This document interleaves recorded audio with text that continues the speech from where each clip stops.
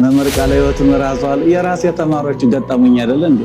የራሴ ተማሪዎች ገጠሙኝ ያዙኝ። ከመድረክ ላይ አስተምሬ ስወርድ ለስላሴ ጾታ አላቸው ብዬ ተሳስቼ ስወርድ ወዲያውኑ መድረክ ላይ ያዙኝ። 40 ዓመት ሙሉ ብዙ ሺህ ተማሪዎች አፈርቷል አለ ኡስታዙ። እኚህ ብዙ ሺህ ያፈሩ መምህር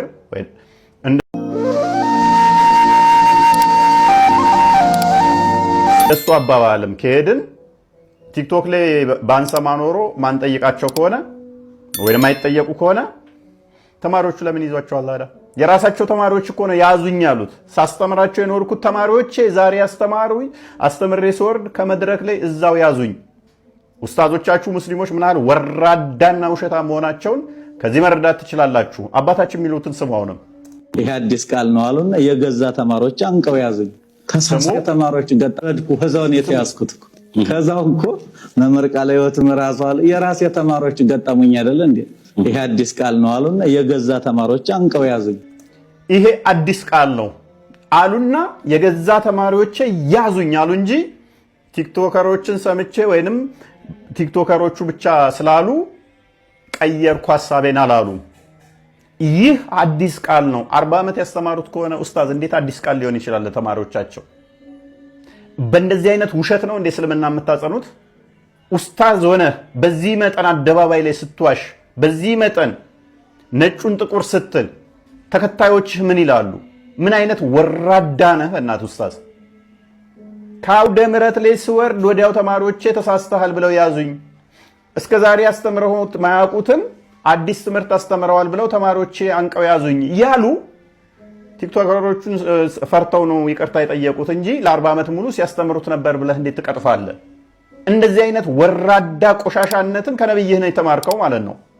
ሙሐመድ ያስተማረህን ነው አይደል? ውሸት በውሸት ሙስሊሞችን ልታጽናና። ሙስሊሞች እንደነኛ አይነት ውሸታም ወራዶችን በመከተል ገሃነም እንጂ ገነት አትገቡም። እንስማ አባታችን የሚሉትን።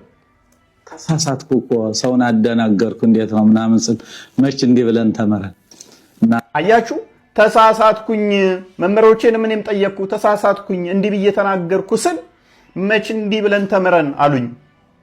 መች እንደዚህ አይነት ትምህርት ቴታ መጣህ አሉኝ።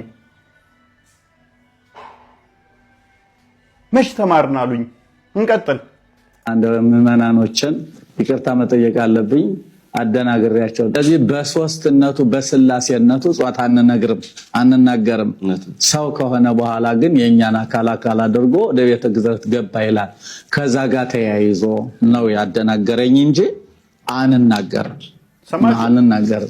ለስላሴ ለመላእክት ለነፍስ ጾታ አንናገርምና ለስላሴ ለነፍስ ለመላእክት ጾታ አንናገርም እኔ ነኝ የተሳሳትኩት እያሉ ነው። ይሄ ኡስታዝ ግን ቁጥር 2 ላይ እንደዚህ ይላል። ቀጥሎም እንደዚህ ይላል። ቅጥፈቱንና ውሸቱን ውርደቱን አደባባይ ላይ እንዲናሰጣለን ብዙ ሙስሊሞች እንዲነቁ እናደርጋለን። የሃይማኖት አባቱ ወደ ይቅርታ የመጡት የትምህርቱን ስተትነት በምክንያት ተረተውትና አምነውበት ነው ብሎ ማሰብ የዋህነት ነው ይላል።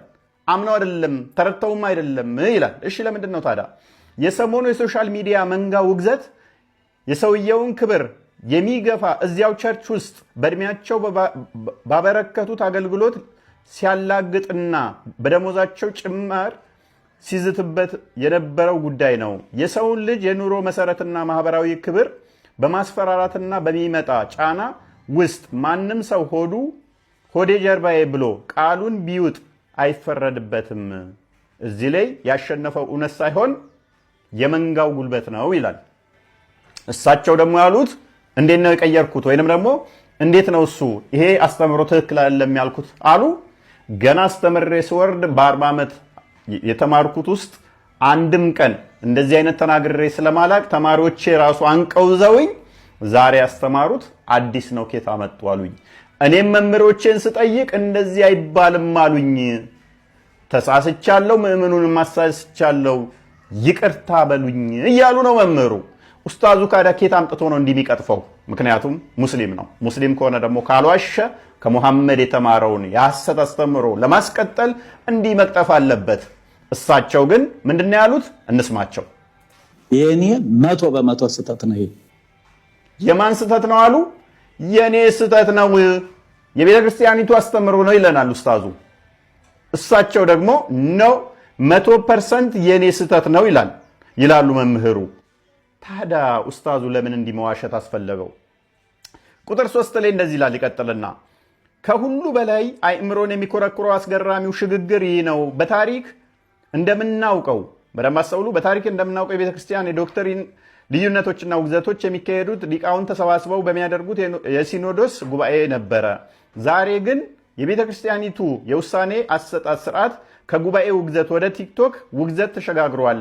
የኒቅያና የቁስጥንጥንያ ጉባኤዎችን የቲክቶከሮች ላይቭ ስርጭት ተክቶታል። መጽሐፍትን አገላብጦ ከመሞገት ይልቅ በአንድነት በመጮህና በማንቋሸሽ የሥነ መለኮት ጉዳዮች ላይ የመጨረሻው ውሳኔ እየተመለከትን ነው። በዚህ ከቀጠላችሁ መሰረታዊ የሥላሴ ዶግማ ላይም ያልተመቿችሁን ነገሮች በቀላሉ ማሳየት ከተቻለ የቤተክርስቲያኒቱን በቀላሉ እጇን መጠምዘዝ የሚከብዳችሁ አይመስልም በማለት ልክ እሳቸው የቀየሩት ወይንም ደግሞ ተሳስቻለሁ ያሉት በእኛ ጩኸት እንጂ በሊቃውንት አስተምሮ ወይንም ደግሞ ያስተምሮቱ